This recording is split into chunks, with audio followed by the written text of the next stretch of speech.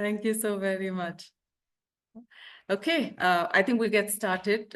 As and when people join, we'll admit them. But we'd like to respect your time for joining us this evening at 6:30. A very good evening. Welcome to this Guiding Light exclusive, A Coach's Journey, Edition 3. It's our way to celebrate our coaches and recognize their uniqueness in pursuing their coaching credentialing dreams. Today's fireside chat is exploring values in action, and we're taking it quite literally at the physical, emotional, mental, and spiritual levels. This is a three-part presentation over 60 minutes. The first 40 minutes will be invested in understanding Suneeta's journey, followed by your own reflection of values, and we'll open this fireplace for your questions. Today, we're diving into the journey of a wonderful human being who also happens to be a coach. She pursued her ICF PCC credentialing through the less traversed portfolio path. What makes her story unique are the guiding values that she has embraced: love and surrender. These values have not only shaped her approach to coaching, but also her coaching practice and personal growth as a coach.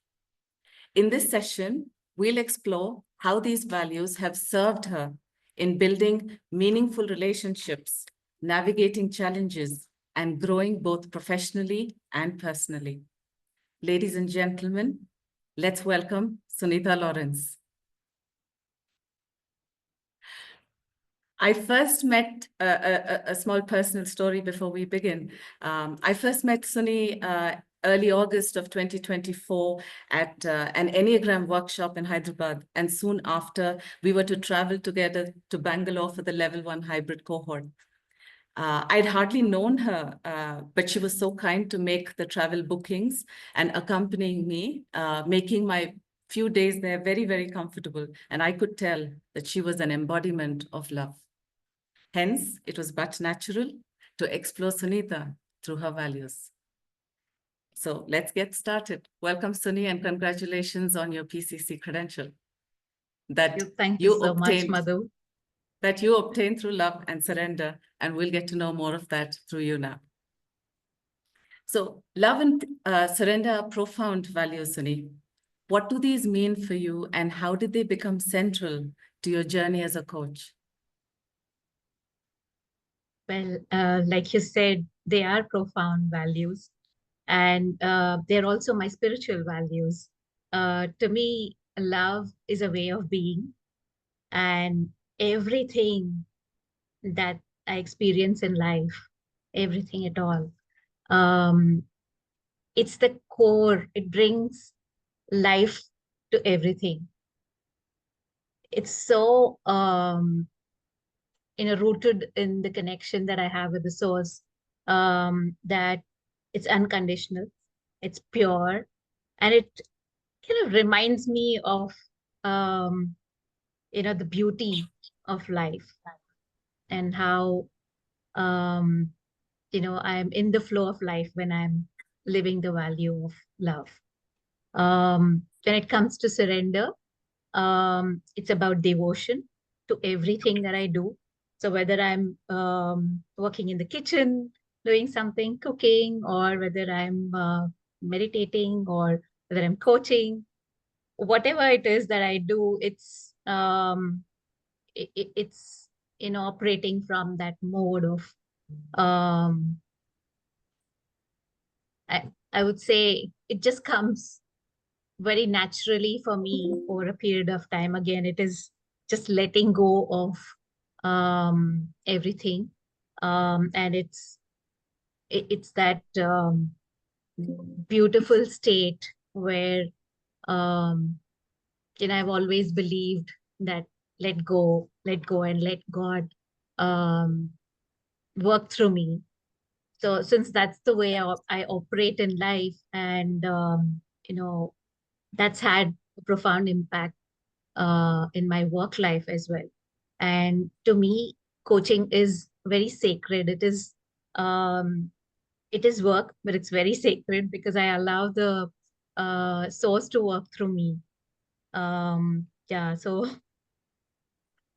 How it's a beautifully, beautiful journey. yeah, how beautifully you put it, saying that they're your values as well as your spiritual values. And when they align, you're in a state of flow. I think you're one of those fortunate few to have your spiritual values and your personal values aligned. Yes. Yeah, wonderful. So you know, Sunny, that the credentialing process demands attention, persistence, and reflection. How did you use love to guide you in staying connected to that purpose during this journey? Well, credentialing process, um, it was challenging to understand all of that because I was out of touch after my ACC. And it took me a while to understand, okay, what all I had to do for once I made the decision that, okay, let me pursue my PCC credential this year, which was last year. Um, so having done the ACC about 6 years ago, I kind of decided that I will not do the PCC because I felt another form of coaching, which is slightly different from the ICF style of coaching, really called to me. So I went ahead and pursued coaching clients who are aligned to that kind of coaching. And then I realized that no, if I were to actually reach out to more people, I must pursue the PCC credential. So for me, the focus was on staying connected uh, with the purpose of coaching, refining my craft, becoming a better coach, and following whatever the process demanded with love. Um, and when I made the decision, I was guided to meet my mentor coach, and instantly I knew that I wanted to work with him to refine my craft because of the connection that I experienced with him. And I was able to put in the work that was required effortlessly, although last year was very, very challenging for me and my family. So yeah, so it love was like the guiding force, I would say. How beautiful. Especially during challenging times, you going back to your core essence and drawing strength from there. Yeah. Yeah. So, letting go of control and trusting the process is more difficult than it sounds. Can you share one moment during your PCC credentialing journey when surrender helped you stay resilient? Well, like I was sharing a while back, I had a family situation that demanded attention and frequent hospital visits. And I had to do the recordings for the credentialing uh, journey. And there was this thing that uh, whenever I would record, I would just not be my usual self. So I said, okay, let me take this to a coaching conversation. I had a coaching conversation about what exactly was happening. And then I decided that every coaching conversation I will record because by then I had more than 1,200 hours of coaching. Yet when it came to recording, because earlier none of my conversations were recorded, but for the credentialing process, I had to record. So there was something that was happening. So once I made the decision to record every conversation, um, start there was ease that came in, but it wasn't easy because there was so much happening around me, and I had to find the time to do the recordings. And first of all, I had a challenge finding peer coaches who were willing to allow me to record, so that took time. And yeah, and in addition to managing everything else, it was really challenging. So um, yet trusting the process, and just letting go of controlling things, that really helped. because it really took a lot of resilience from my side to Sir, actually, pursue clearly, the credential last year, the entire process. I had received the exam intimation, sir, shutdown के लिए, sir. but then I was absolutely unwell. So I took 1 month to recover, to rest, and then I gave the exam. So during that 1 month, it wasn't easy for me to manage, my overthinking at times. Yet I could recognize that it is happening. And I was noticing all of the mental chatter that was going on. And yeah, the only thing that helped me is to just notice and let go of all of that. I love how you said that you had so many hours, but you never recorded, and something was happening with you. And then you started to record every session. I think this is a fantastic tip for all the coaches that are watching, because it's only that practice that allows you to come into your own and get comfortable with the entire process of it. Lovely sharing, Suni. Now let's move from your credentialing to how, as a coach practitioner in the area of business development, let's see how your values play out for you. How do you approach your coaching practice and connect with potential clients or collaborators using love and surrender? Like I shared with you, it's a way of being, and most of the time I'm operating from a space of love. Yes, I've had instances where I'm out of zone, but then I quickly recover and come back. So with potential clients and with collaborators, I am just who I am. And it happens automatically for me. If there's a connection that's established, and if there is a resonance, we kind of have a conversation, and then we explore the possibility of working together. And it comes from a space of knowing. We kind of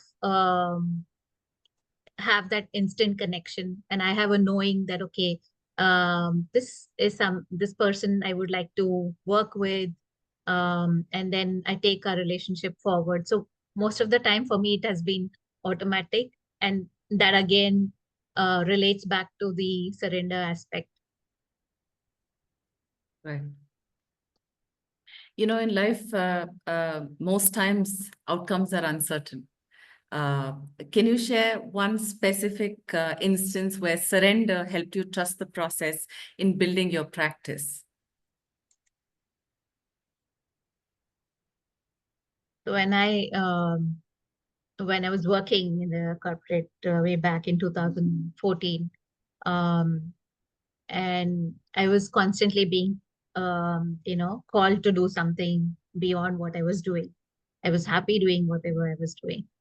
That the risk of getting into a situation where I would not have income flowing into my bank account every month, that was something that I really didn't bother while my family was worried about it. I somehow had this strong knowing that I will be able to make it happen. I will be able to do well. And I plunged, I took the risk, and I let go, with a prayer that, okay, please show me the way. And those were times which were really challenging. While I was shown the way, that particular year, the next year was really, really challenging. And it wasn't easy to build my practice. Yet I was, while I wanted to be independent, I was shown other ways to work, and, through consulting, through coaching, through facilitation. I used to get these projects, these assignments. And again, that was all possible because I was just letting go of all control. Whatever was coming to me, I was taking it up. I was learning, I was growing, I was focused on, working on my own self, letting go of all the limiting beliefs that I had. So one of the major limiting belief I had is that I'm not good enough. It was very disempowering at times. But what really helped me is to just let go. Um, I wouldn't say that I was uh, conscious that I was in the mode of surrender, but when I reflect back today, I feel that just staying connected with the source, no matter what challenges I was facing, that really helped me to move forward.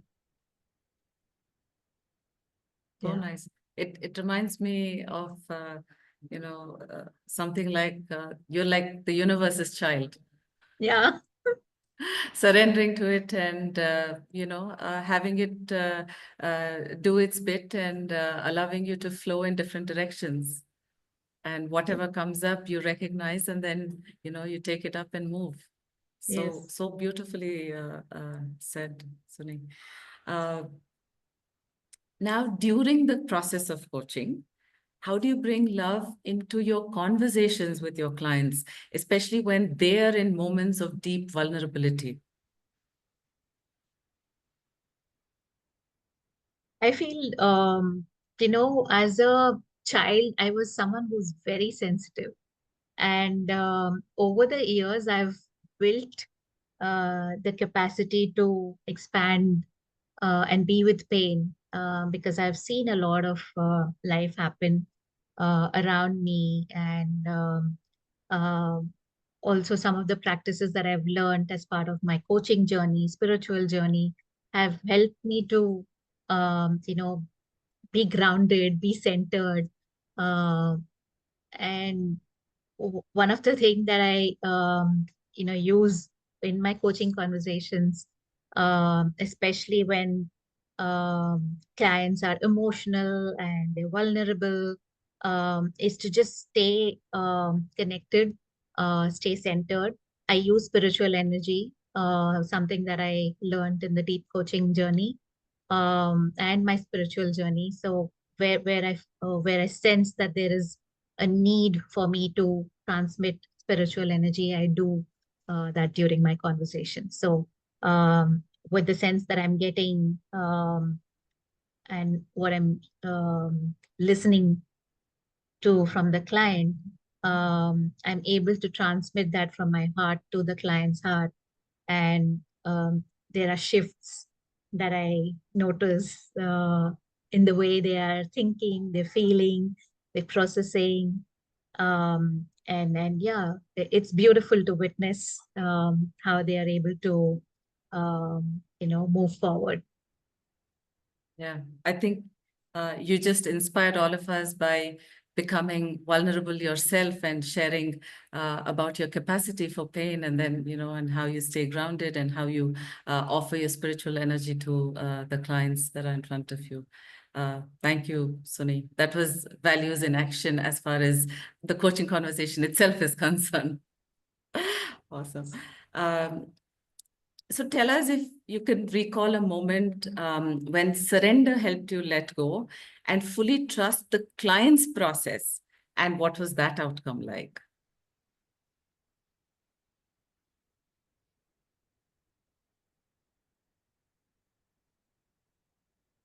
So there was this one client who had ADHD, and he had less attention span. His focus was less. So when I would ask him a question, he would start answering, and then he would go off in another direction, and then I had to bring him back into what we were talking about. Um, so there were times uh, after sessions or in between sessions where I would wonder, this is the first time I'm working with this uh, kind of a client. Um, do I know how to work with this client? Am I capable of doing it? So all those doubts used to come up, and um, while it's easy for me to kind of quickly talk about it, it wasn't easy when I was going through that particular situation. So um, what I really did is that, okay, in the coaching process and even in life, there are a lot of things that I do not know. And what if I could do my bit in terms of researching and being able to work with this kind of a client and make a start. Um, so that was the groundwork. But then trusting the client and their way of working with me. So it was not the usual coaching that I was doing with this client. It was very different because this client was able to, process so much information, unlike a normal usual client. Uh, and he was highly aware. He was highly aware. So, trusting that the client um, and knows what he wants. They're moving in the direction that they want to, and constantly checking in. How is it going for you? How are these conversations helping you? Even if it is a little bit of movement, I think that is what really helped the client and me to progress forward. And now when I'm talking about it and when I'm reflecting back, it is letting go of all control in this case and doing whatever I can do to help the client. And Right. this client, he used to, connect every week. And I realized that if the client is coming back and talking every week, there must be something that he's getting out of each conversation. Yeah. Absolutely. Yeah. Yeah.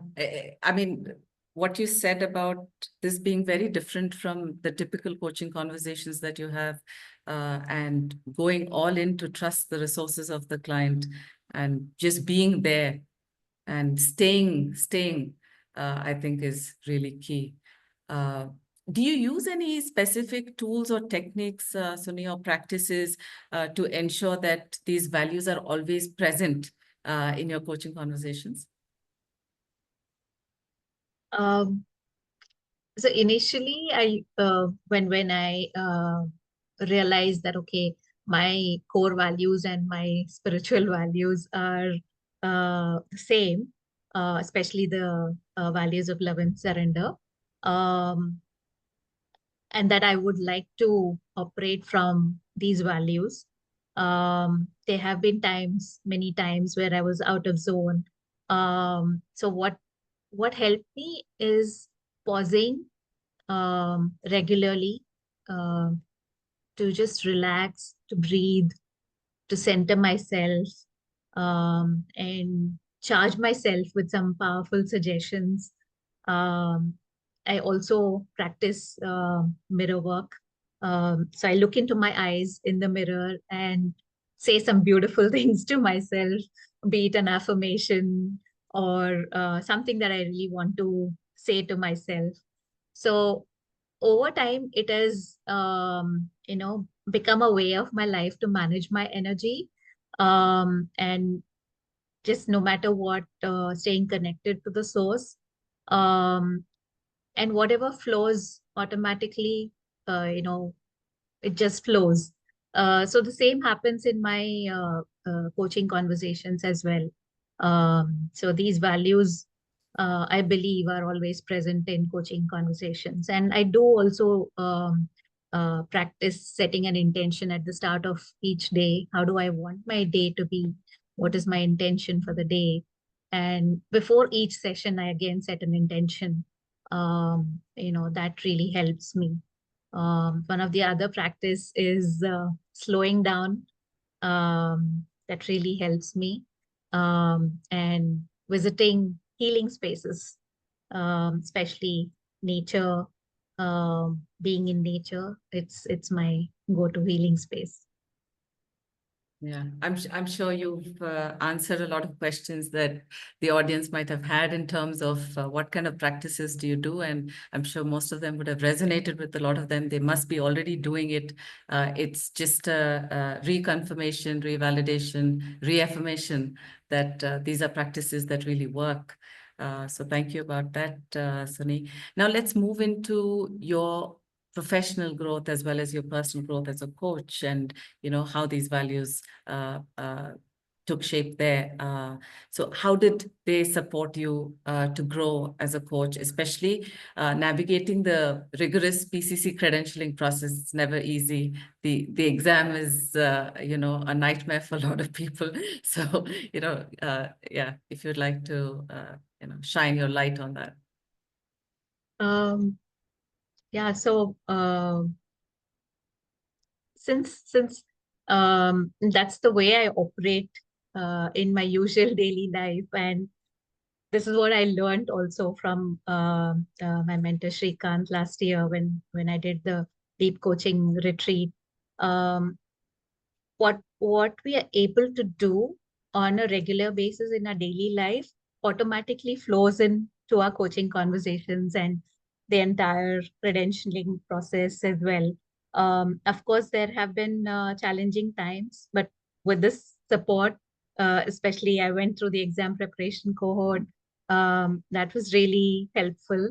And it was rigorous, yes. The recording, the documentation, the exam preparation, and the situations that were given in the exam itself.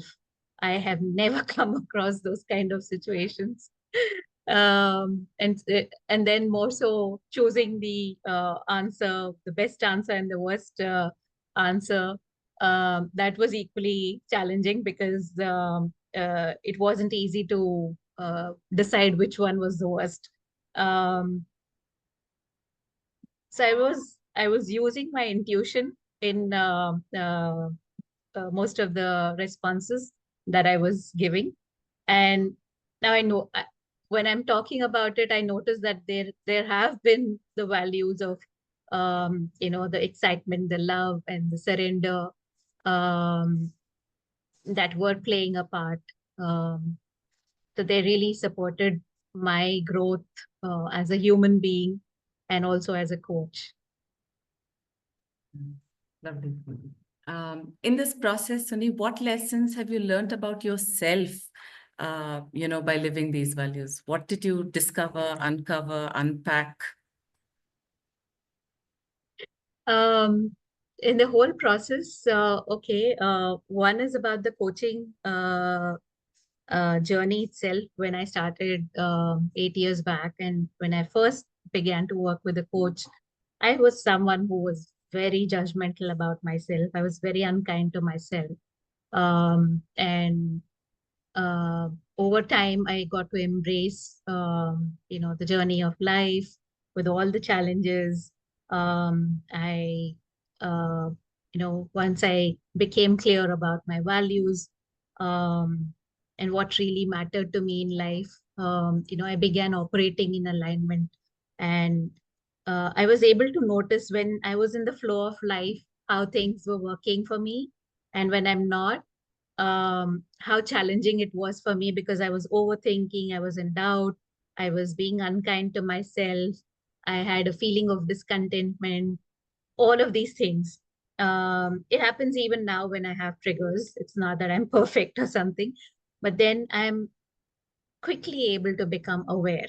And in my coaching practice also, um, living by these values has been really, really helpful. Talking about it with my coaches who have been coaching me, that has been really helpful. Um, I have the challenge of perfectionism, and choosing progress over perfectionism is something that I'm working at. It's work in progress. So um, it's not it's not very easy sometimes. Yet I'm able to become aware of it quickly. So in my coaching practice, it's been really helpful to reflect from time to time. Okay, am I in alignment with my values or not? Where is this coming from? Okay, there seems to be a trigger because I'm totally not in my zone. So how can I, talk about it and get back to, who I am primarily? So I just keep doing that over and over again. And each time it is like a next level challenge. It's like a next level challenge. Yeah, yeah. Especially when you recognize dissonance, and then how do you get yourself back? I think that's where growth is. That's where progress is. Yeah. How do you work along those difficult periods? Now, looking ahead, how do you see your values continuing to shape your journey as a coach?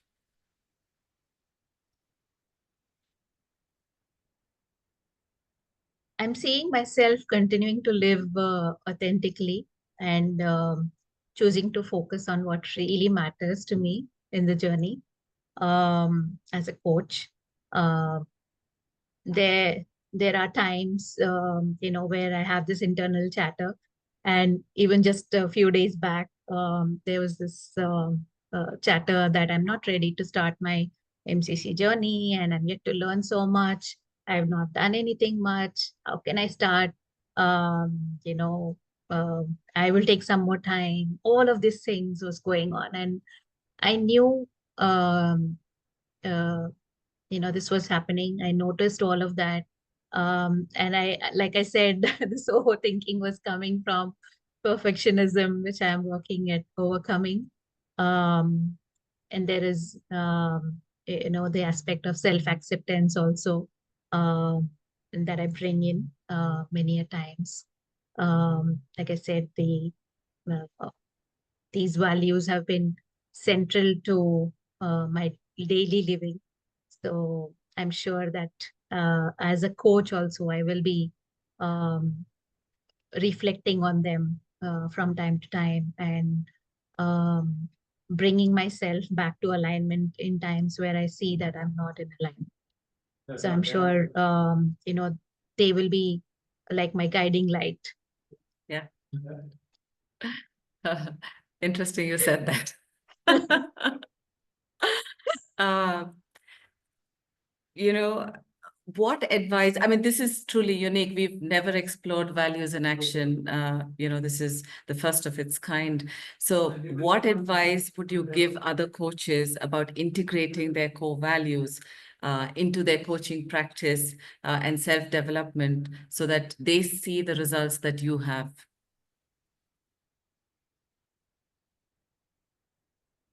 First of all, if they haven't identified their core values, it's a great idea for them to work on identifying their core values, because our values are crucial to the way we experience life, and uh, we are able to experience fulfillment, and we're able to experience um, something that happens very deep within us. We know that, okay, they are they are what leads us to go with life effortlessly. um, so at a conscious level we may not be really aware of it, but we are mostly in the flow of life when we're aligned to our values. So identifying what they are, and kind of recognizing times when we are in the flow, when we are not in the flow, what's happening, then working with working on progressing in terms of taking mentoring support, taking coaching support, working on their own personal growth is very, very essential. And time to time, I think it's also important to reflect on what have I, uh, as my core values, and they can change from time to time. Like for example, last year one of my core value changed, and communication became a core value. It wasn't there earlier. So certain aspects of communication are really important for me. For example, expressing my feelings, my emotions, what I'm experiencing now that I'm in a certain phase of life. Earlier, I wouldn't really matter. It wouldn't really matter. So reviewing what really, helps me as a coach, and making efforts to integrate the values, the core values. That's very important from time to time, especially in times where we're not doing well. When there are no challenges, it's very easy. But having experienced many challenges in my life, I feel like those are the times when we got to sit down and review whether I'm in alignment with my values or not. Yeah. So well said. So well said. It's in the times of challenges that's when I think that, like you said, they are the guiding light. The North Star and things like that. Yes. Yeah. So we're almost at the end of my conversation with you, Suni, because I'd like the audience to engage with you as well. And my last question is, if you could encapsulate the role of love and surrender in your journey in one sentence, what would it be?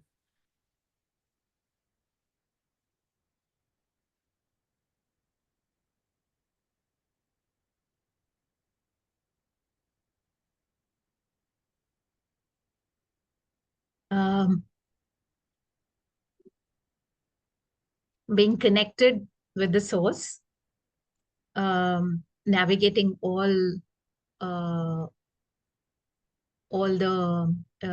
that life presents to me, the good, the bad, everything, with resilience, and it's something that happens very effortlessly and with ease. Nice. So what we'll do now is we'll open the conversation up for everybody here. We'd like all of you to take a moment and reflect on your core values and look at where these values are playing up and, share some things that are coming up at this moment. Take about 2 minutes and then please come on video and we'd love to hear from you. And then we'll take questions. I don't know if there are any questions in the chat. There are no questions in the chat box. Okay.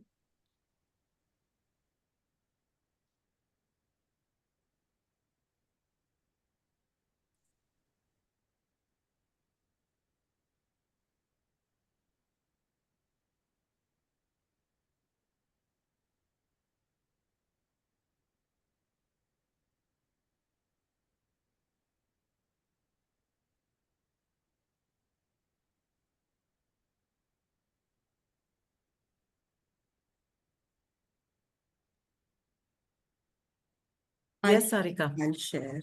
Yeah, I Yes, don't have any question at the moment, but thank you so much, Sunita, for sharing all the vulnerable moments and everything. And I was able to resonate with a lot of situations that you spoke about, and it was helping to, like if I face it again, how do I manage it in future? So it was very helpful. And as Madhu said, I was just thinking about, rather when Sunita was speaking about her values and connection with the different situations, I was also somewhere unconsciously trying to see how my values are playing or not playing with the client. And I just realized it's like a discovery or realization that yes, my values are automatically playing. And that's where I get feedback on, not just coaching sessions, but even I do some trainings or the behavioral skill trainings. There also, whatever feedback I'm getting, it's directly linked to my values playing while I'm doing certain activity. That's what I discovered now. Thank you, both of you. Thank you so much, Sarika, for sharing. I'm sure it's going to help everybody else in the group. Suni, is there a response that you'd like to give, Sarika? Yeah, that's so wonderful to hear, Sarika. And as you were reflecting on these, I'm sure you recognized, okay, these were moments where you are in the flow of life and everything happens so effortlessly. So if things are not really working effortlessly, then there's work to do. Yes, true. Lovely. Who's going next? I could share my values in the meantime. My values are creativity, freedom, and growth. And every time I'm given an opportunity to work on a masterclass, I live by these values. I breathe them, and that's the reason why I said we're going to explore them at the physical level, the mental, the emotional, and the spiritual level. So the glasses that you saw that Suni and I were wearing are literally living those values of creativity at the physical level. Yeah, but they do show up at everything that I do, a conversation that I have, a piece of writing that I do, anything. I'm guided by my values, and every time I realize that there's dissonance, then I know that it's time to check in and see what's going on.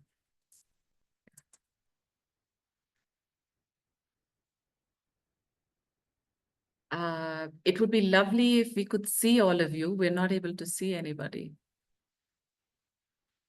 Nitya, Soumya,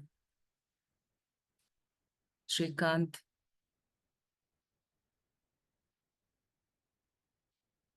I wanted to share a question for Yeah. reflection as all of us are reflecting, taking time to reflect.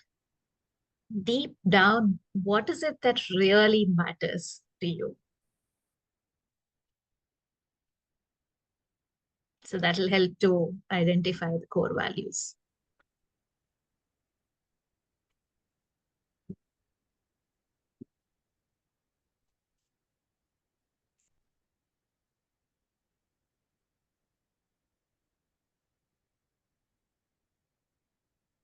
I'll just type it in the chat box.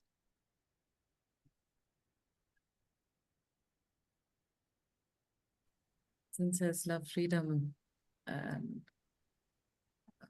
growth. Yeah. Achin, do you want to come on camera and share with us? And give us a perspective? I think, thank you, Sunita. It was really a lovely conversation. Yeah, I think surrender, love, great topics. And Madhu, as always, you're fabulous. I think for me, love is definitely, a core value. I recently read a book called A Course in Miracle, and it says everything is either from fear or love. And opposite of love is fear. So, love is a core value. I think freedom to me is very important, whether it's in my creativity, because freedom gives me creativity, right? Freedom in personal space, professional space.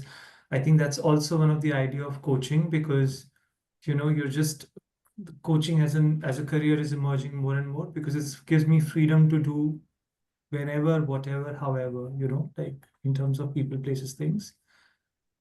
And growth, I think fundamentally, growth is another mindset. I don't know if I'm answering your question correctly, but like those are the three values. And I try to see like I'll give you a simple example. Like I, for example, love bicycling the most compared to, let's say, working out, because it gives me freedom to take the bike wherever I want, however I want. And that's what I was reflecting. Why do I love biking more than other sports?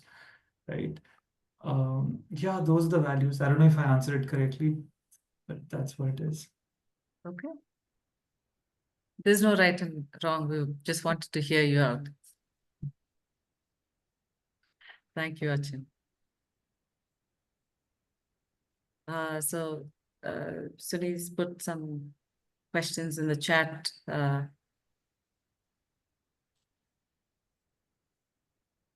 you'll want to reflect on those and share, we'll be happy to listen. Yeah. Yeah. What's non-negotiable? Yeah, that's a question. Yeah. Values are usually non-negotiable. Yeah. Yeah. And if you look at conflict at the workplace, it's usually conflicting values, your own personal values and organizational values. That's where a lot of communication can break down, and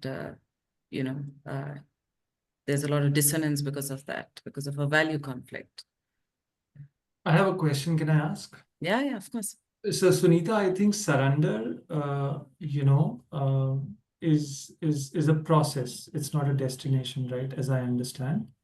So what were some of your reservation in that process, or what were some of the reservations of your clients in that process when they surrendered to you? No. Yeah, that's fine. Thank you. Yes.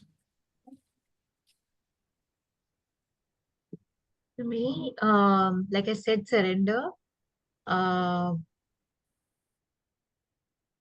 It's not something that I do on an ongoing basis because it's a spiritual value also.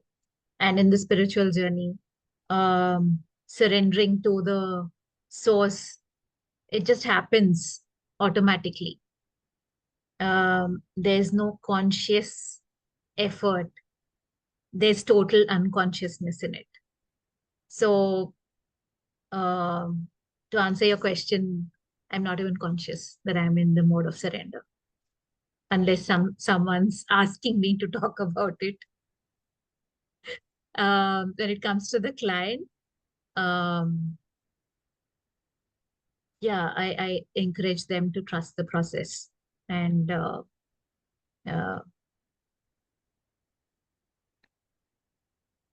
that's something that again,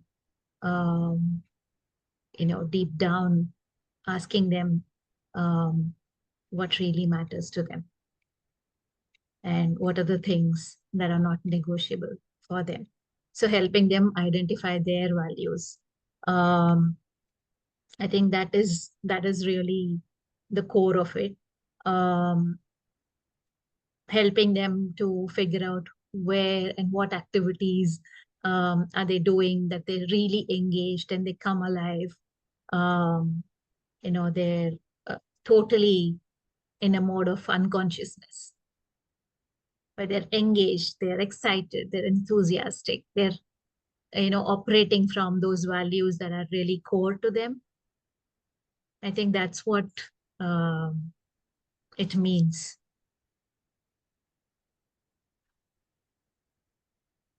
Yeah, I mean, when Sunita was sharing, I think what came up for me is that she's being her value. So, whether it's conscious, unconscious, yeah, she's being it.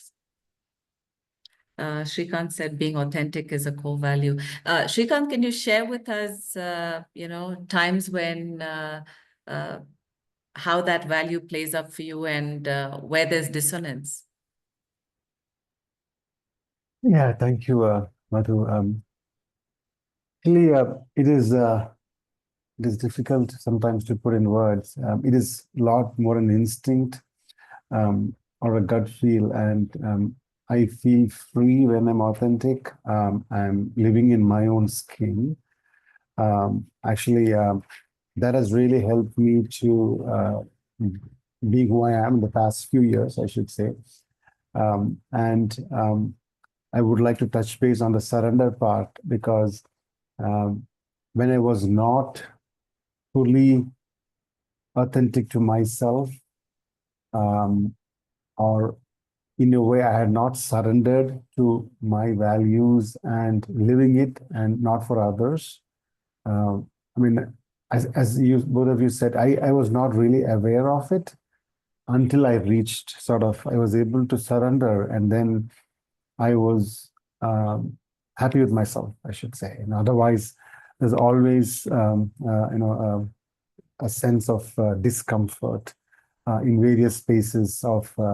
It is actually with my job as well, which I was playing a role which I was not very comfortable with, and moving to a different role, and again, going between them to choose what as my moving forward as my career. I only when I surrendered, I should say that, and I was authentic, I could, I could rest better, I should say. Yeah.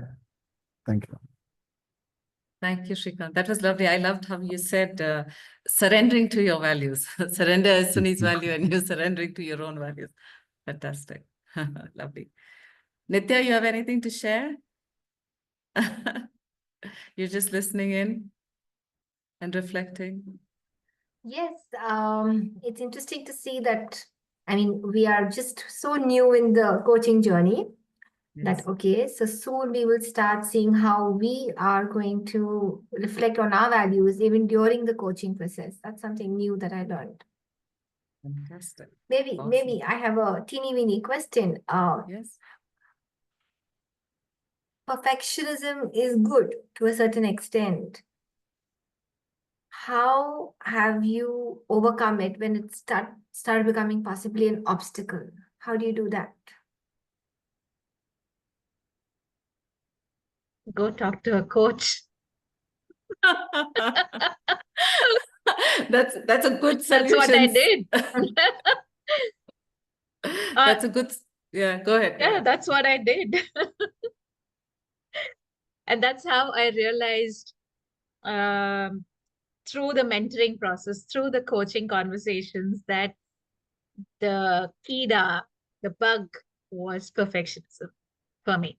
And it was becoming an obstacle for me to be able to do much more than what I was doing.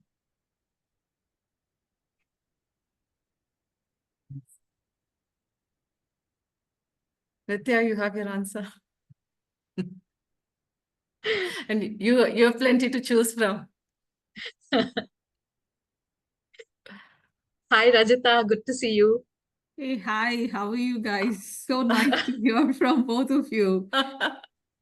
I really thought I missed on this session, and I jumped in and, hoping and crossing my fingers that I could touch base with you. So I could hear some conversation. So maybe I can ask a question to, Sunita as such. So how did you, maybe I'm not into that core coaching as such over here, but how did you mold your attitude based on, the different perceptions that you see while doing the coaching? I know you have the, I would say the tag in it, Sunita.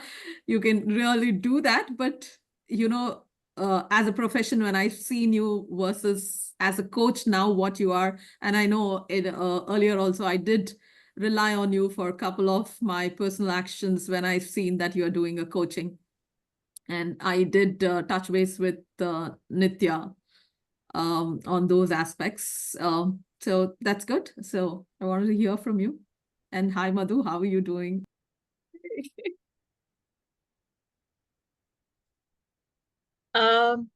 One of the things that I learned early on in my coaching journey is how beliefs shape our life. Not that I wasn't aware of, but these were great reminders. And working on identifying limiting beliefs, moving them to empowering beliefs, that really shaped my attitude also.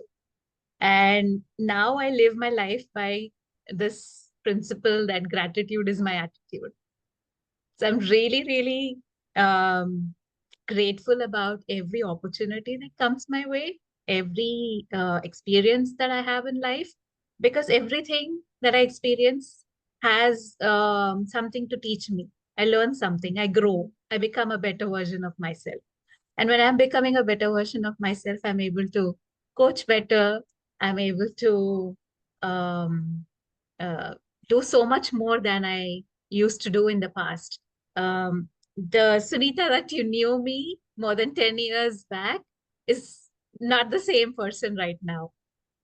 Yeah, guess so. I've grown as a person, yeah. So we have another minute left. If Shraddha, you've come on camera. Yeah. Yeah, Hi, please Madhu. ask. Hi. Hi, nice Please ask. listening to you. And of course, like I was just absorbing everything, and I really was curious, and if I can ask Suneeta,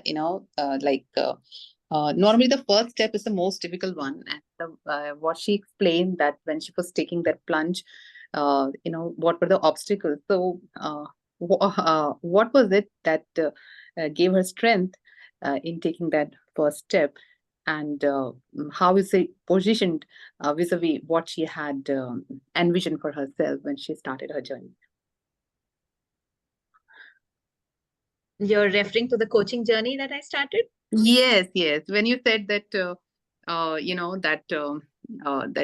when the paycheck is not coming on a monthly basis, and your family also had their own apprehension, and still you had that conviction. So, what gave you strength, and how do you find yourself positioned now vis-a-vis when you started? What gave me strength was one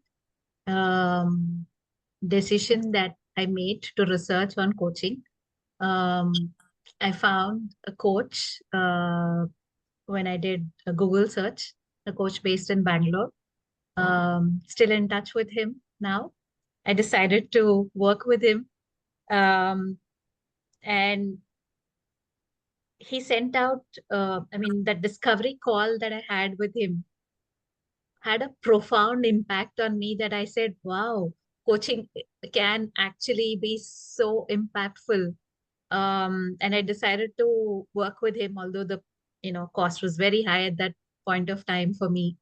And I think that gave me the courage, the confidence to keep moving forward, because all of those conversations that I was having with him were really, making me understand what was holding me back. Because I was operating from a space of fear. That was when I also understood, okay, what is it that I want to choose? Fear or love? Fear or love? And each time it used to play in different ways. So yeah, it wasn't easy when I'm talking about it. It's easy right now, but going through those times wasn't easy. Yet one thing I can share, very, very, confidently, is that coaching has had a profound impact for me. And working with a coach was the best decision that I made, because I was able to hear my own voice. I was able to hear all the apprehensions that I had. Yes, there was conviction on one side. So there was one part of me had this strong knowing, this conviction. The other part of me had these doubts, fears. Yeah. So both of them had to be brought together. Great, Suneeta. I'm so happy for you, and all the best for your future journey. Thank you. Thank you so much, Shraddha. Thank you. Okay, thank you, everybody. We're at the top of the hour, respecting all our the only exhaustible resource time. Good night, everybody. Thank you for joining in. And I'll see you again on the 4th edition of A Coach's Journey 1 month from now. Thank you. Thank you so much. Great meeting all of you. Thank you. Thank you so much.